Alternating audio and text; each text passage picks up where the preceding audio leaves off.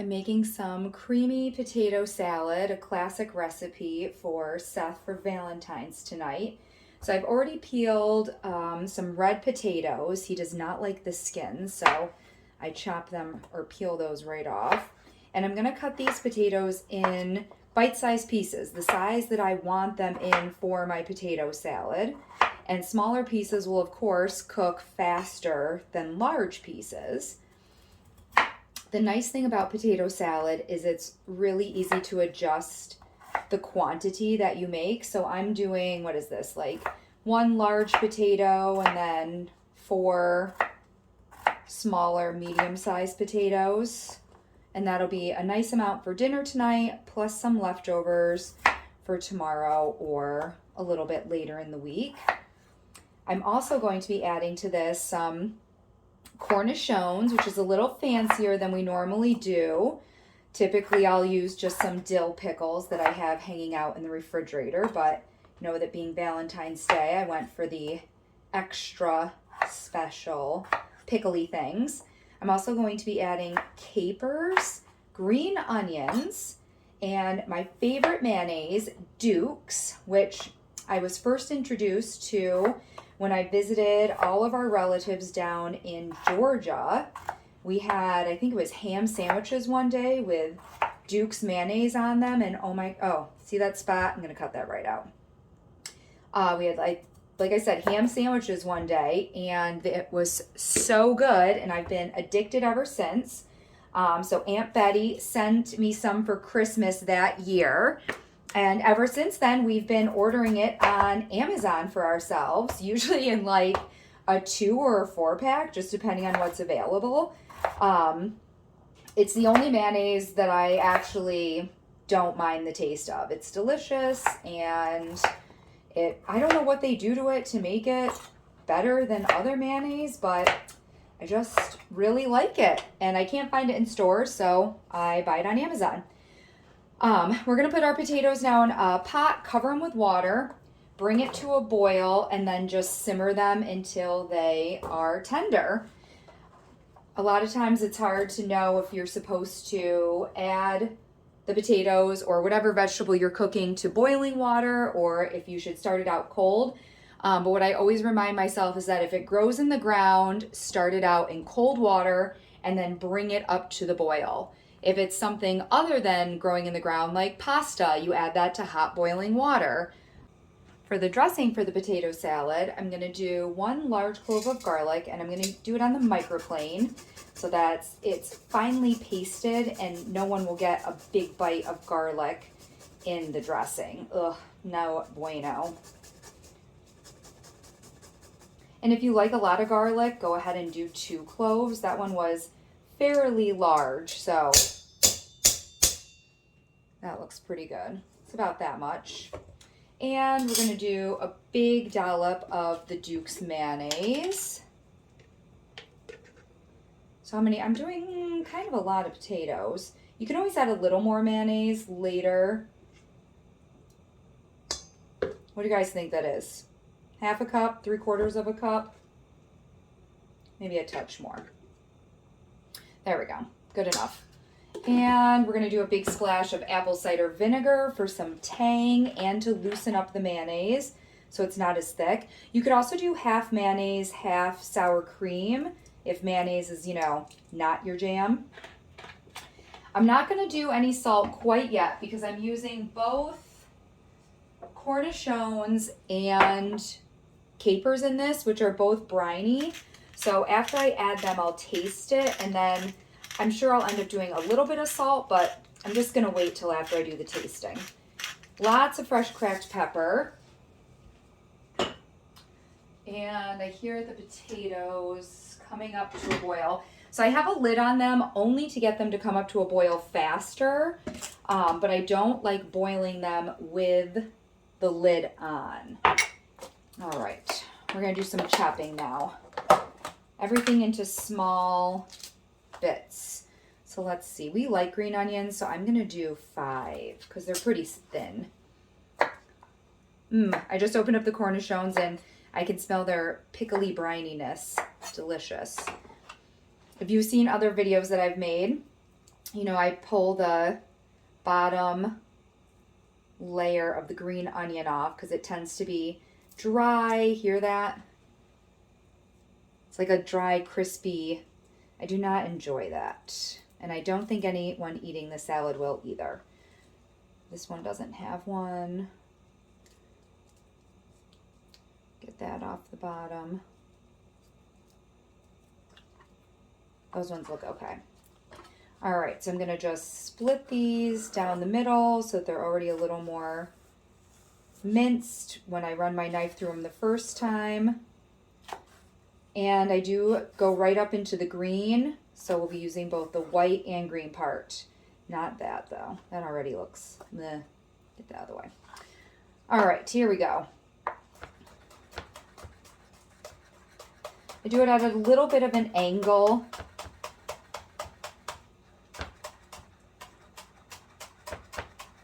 Curl your fingers under as the knife gets closer. You can use your fingers as a guide, and you don't want to accidentally nick your fingers.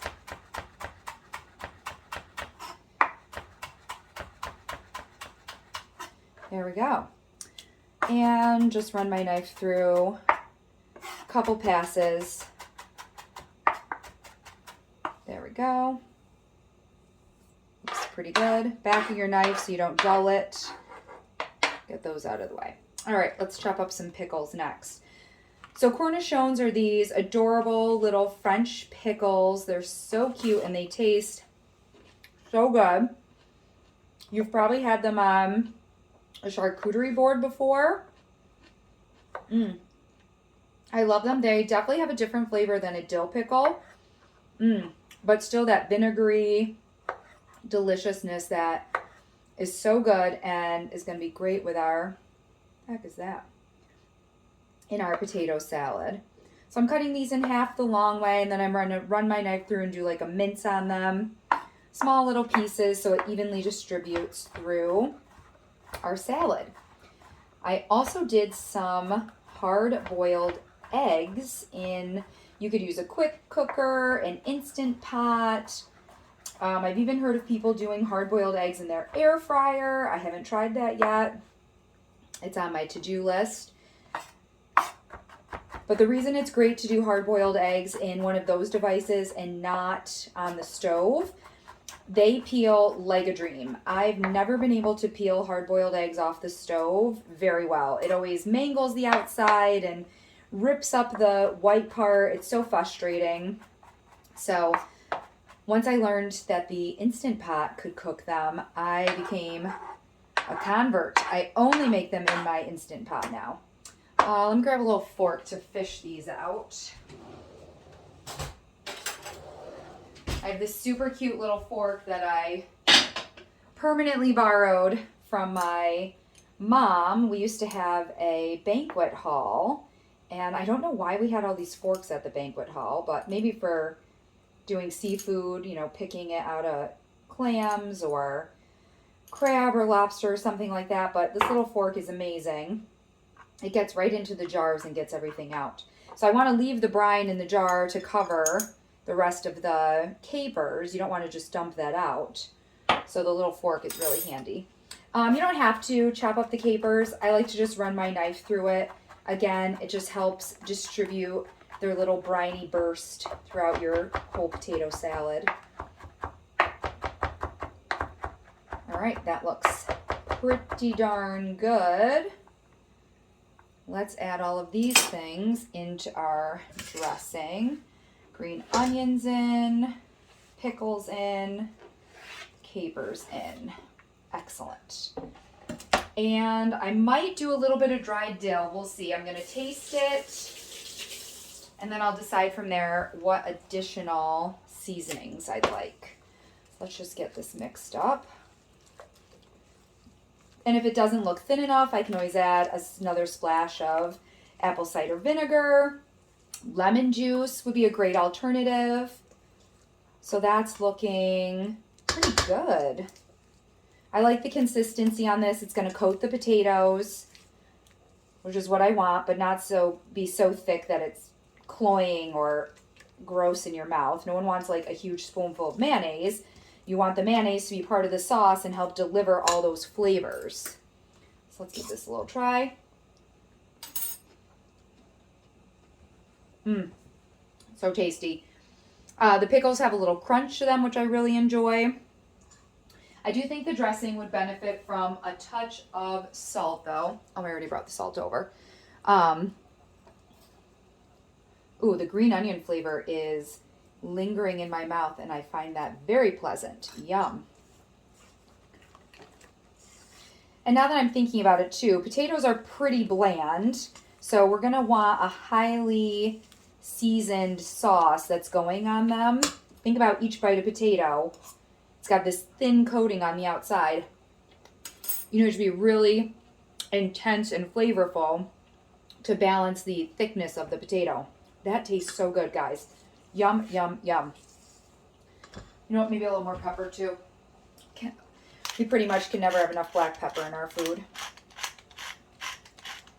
All right, next step I'm going to do is I'll peel some eggs. So I made 8 in the Instant Pot, but I'm only going to use 2 in this recipe.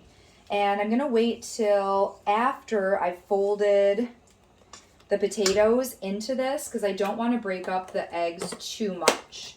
So I'll fold them in last, actually. All right. So the method that I use for hard-boiled eggs in the quick cooker or Instant Pot or I don't know what other versions, but I do 6 to 8 eggs, or you can do a dozen, however many fit in there. But I have a 6-quart cooker. So I do 1 cup of water in the liner. Then I put in my basket 6, 8, a dozen eggs and set it for 4 minutes with the manual button. When it counts down and beeps, I then let it do natural pressure release for an additional 4 minutes. Release the pressure and immediately plunge your eggs into an ice bath. That is going to stop the cooking and give you a creamy yolk. You'll know you've overcooked your eggs if they get that green ring, that grayish ring around the yolk. That means they were cooked for too long. So I'm just gonna break the egg around, the shell around actually, and it just peels off. It's amazing. Like, so clean. Boom. Done. Into the trash bucket. Let's do a second one. Crack the shell around. Put your finger in there.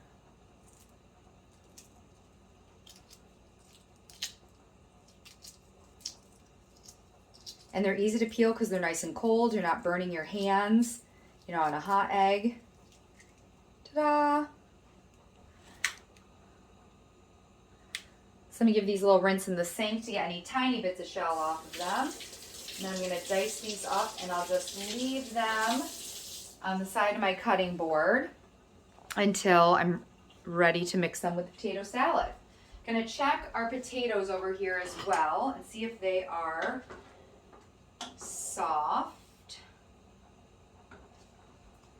So there's a potato from the water. And let's just see how easily, oh, getting lots of resistance. And even just running my knife through it, I can tell it's crunchy in the middle still. Yeah. Definitely need a few more minutes. You don't want them mushy because they are going to get tossed with the dressing and they're going to be moving around. But they certainly need to be a little more cooked than they are right now. Let's do our egg. Beautiful. I'm getting a little sticking, but the color on the yolks is amazing. Look at that yellow, none of the gray-green ring. So the yolk is firm, but not overcooked. Seth suggested that we do deviled eggs with the remaining 6, and he was coming up with some fun flavors. Right away, he suggested pimento cheese stuffed deviled eggs, and I'm like, what? Where did that come from? So I'll have to figure out a recipe for that.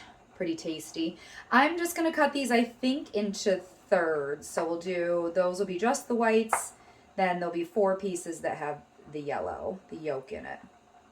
Just the whites, some yolk. I eat eggs every single day. I always have at least one whole egg and then 1 or 2 egg whites. Egg yolks are a really good source. I believe it's choline, I'm not sure how you pronounce it, choline.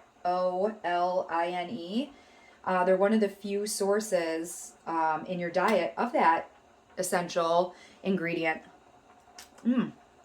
Oh, so I'm just going to sit those there. As soon as my potatoes are done, I'm going to drain them and toss them in the dressing. My potatoes are done and I strained them and just let them cool down to room temperature. And I'm going to fold them into the sauce.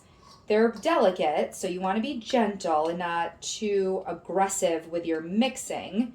I like to do a folding technique where I just lift the dressing and the potatoes up from the bottom, then turn my bowl a little bit, and again, I'm going down and underneath the potatoes and lifting and turning so that they get coated in the dressing by flipping themselves rather than me stirring and accidentally breaking them up. All right, so now that they're well coated, these are our 2 chopped hard-boiled eggs from earlier that I didn't want those to get too broken apart. Paper towel or something to get my hand there.